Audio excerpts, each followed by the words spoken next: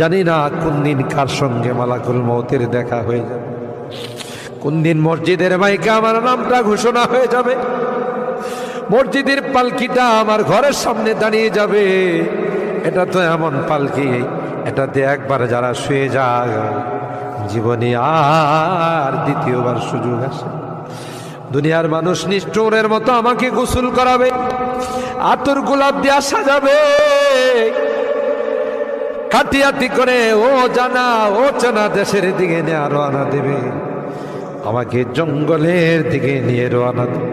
আমি চলে যাব, আর কোনো দিন আসব না। আল্লাহ ওই মুহূর্তটা আসার পূর্বে নেককার বানাই দিও আল্লাহ, পরহেজগার বানাই দিও, কলমাওয়ালা বানায়া দুনিয়া থেকে নিও আল্লাহ। আমি যদিও গুনাহগার, মুসাফিরের দোয়া নাকি তোমার কাছে কবুল। সাদা দাড়িওয়ালাদেরকে নিয়ে হাত উঠেছি আল্লাহ, আলেম উলামাদেরকে নিয়ে হাত উঠেছি, পর্দার আড়ালের নেককার দিনদার মা বোনদেরকে নিয়ে হাত আল্লাহ।